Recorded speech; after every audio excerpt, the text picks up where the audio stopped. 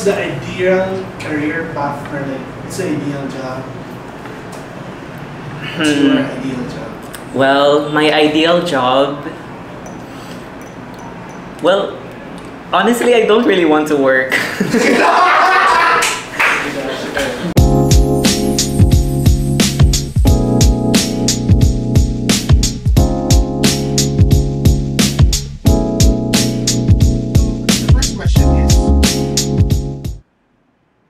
Why do young workers care more about freedom than job security? Why do you think? I think it's because of how they grew up in the family. That's for me that I think that they see a lot of their like parents or even older siblings or even their titas or titos. They see that they work hard. They have like they may have like a lot of assets in the house already. They may have a house. They may have like a car, but they see that uh, their parents are working like very long 9 to 5 hours, even more with doing a lot of overtime, especially if they want to get some more. And I don't think that the young people want to have that kind of lifestyle because, well, they have these things already. So it doesn't make uh,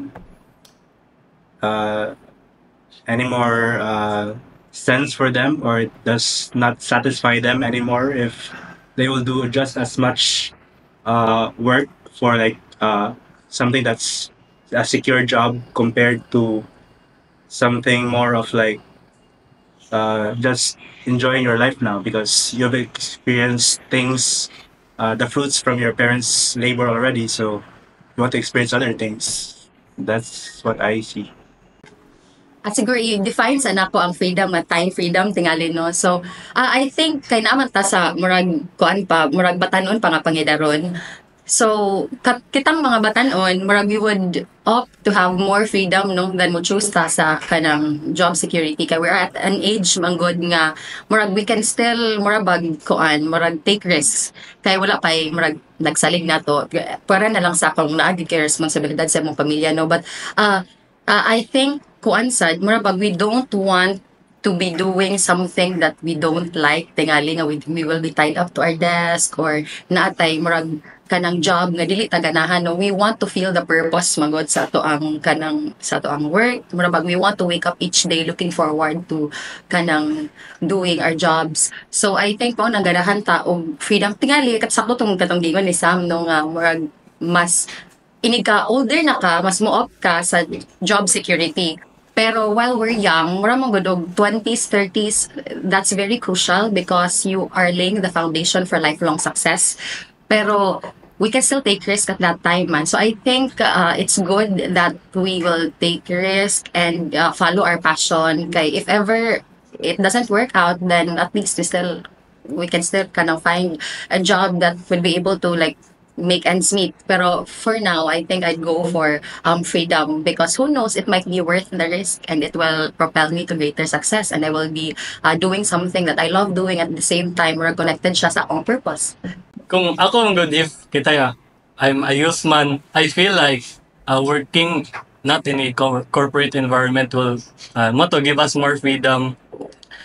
In terms of like, I'd rather work somewhere like in my own apartment rather than work a 9 to 5 job there in this city because it gives us more flexibility like what we want to do instead of like adto sa office magsigig ka ng pondo if magkuan ka I'm ang hong kanang murag understanding sa freedom is like more on the freelancing side sa mga youth like they prefer more kanang dili corporate jobs it's right.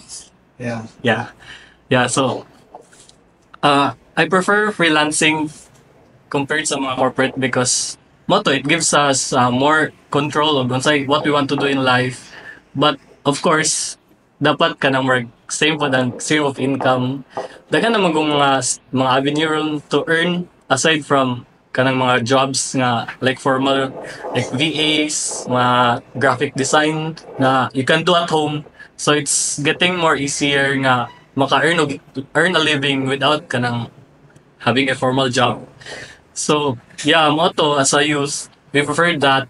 And then maybe mostly because pod kay majority of us like are getting more like wanting to take risks in life rather than like the previous generation nga want to stable and like straight like ano ba diretso na ilang plano sa kinabuhi.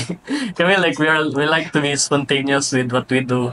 Do you think there are any problems or downsides if young workers don't prioritize job security? Of course, there are pros and cons to it.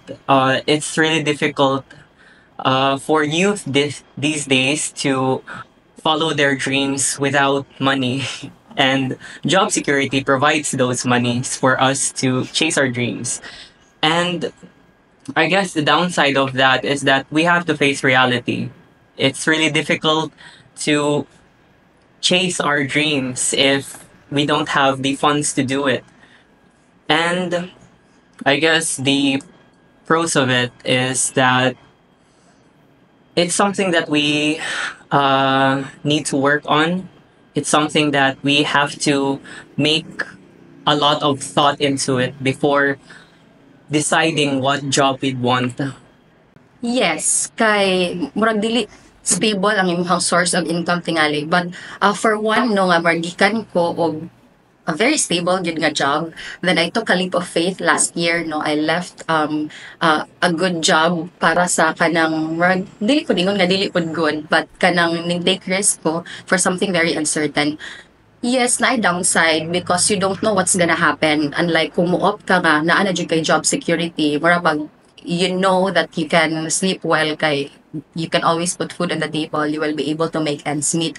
But at the same time, for someone nga murag kuan ka, you will always magud have that nagging feeling or that murag whispers in your head bang murag what if ning take risk ka? What if imo tong gidawat nga opportunity? I don't want to have regrets. So sa kinunhan naman tingali scary ang leap of faith, but when I took that leap of faith, I'm happier now and I don't have any regrets good nga ning take risk ko. So I guess well downside ka ang source of income, but I really believe that when you put in the hard work and you put your best foot forward, murag God will always bless good your hard work, tanan nimong exert nga effort. So I think it's gonna be worth it in the end.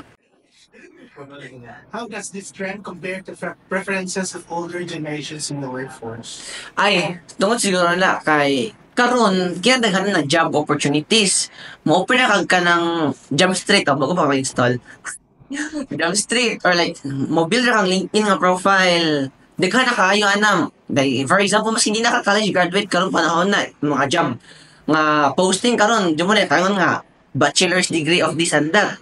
At least naka-skill for this and that. May kasaganang pangita this mga panahon. And then, karon kay, we are not, especially kay, also, tawag liberation, na mo, liberated ang mga kabataan. They would want nga,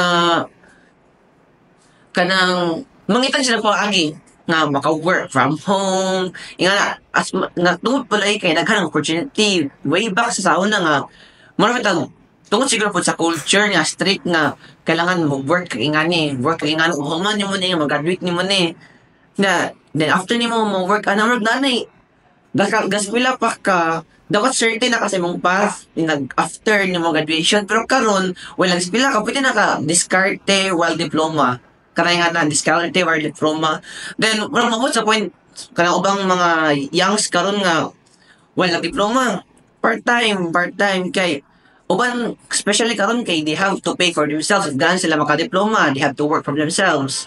Then wala yung mga gasto nila, so they have to pick themselves up. Rapod, magkinaunsa man kay, especially if ka kalisod mo, di ka ka-ask yung parents for financial, nga na nga butang, then kasi may other help niyo about yourself. Kay, lagi natin friends, pero not all the time, kay makahelp sila nato. So, at times, we have to pick for ourselves. So, muna nga, ang mga kabataan ron, madungan ang sayang diploma diskarte kay Gastador na mga kabataan karon. Aminin, tigasto na.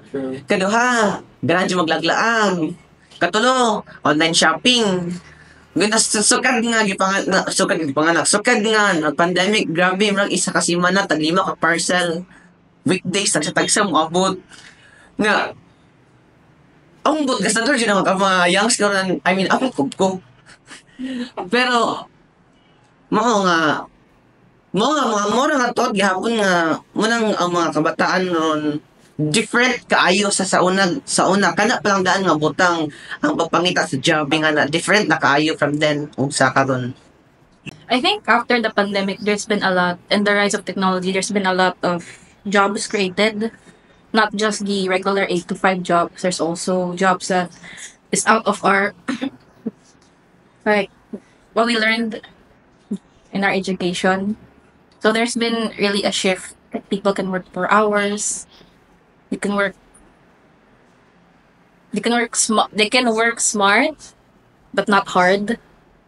So there's definitely a shift. Ideal career that you want. That's a job. Paano? Gusto ko freelance nga graphic design or software development per dili na katong sa mga office magpuyo like work from home or siguro like I want to work in Siargao like that. First kanang taas nga pay. Tinuod taas nga pay. Ikaduha is ang kuan taas nga pay pero dili need na sige ka na sa office. I mean like for hybrid setup. Kay sometimes lungkod kay mangita ka og office to go to kay if ka nang mudo ka sa co-working space mo spend ka nang money na put for the co-working space pero og na kay office put ng kadungan kay pwede mo ka to mag-work. Then if butahan to you want to go kay vacation while at work magdala ka laptop, sipin your laptop and then work gana pero nag-work ka. So, murag taas na pay nga wala ay freedom, makalaglag ka. Makagaw kami sa gasa kay na to. For example, makaburakay ka, yan na dream. Maburakay ka, then wala burakay ka daytime, mag-work ka like na kay 4 hours nga mag-work ka na. Ang 8 hours na job nimo imong squeeze in to 4 hours for the rest 4 hours free na ka. So, mura mo na, isa sa ideal for me is taas of pay, then na ako freedom. And then, as for me pa, Jod, is, I'm someone nga, kana always wanna push myself to the limits.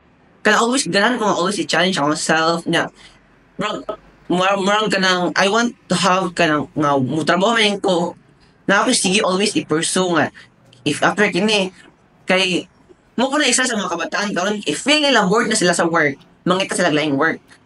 Nga sam nga makapa-engage nila taman-taman. It's an ideal career for you. Startup founder, a CEO. A Disney princess. Fun.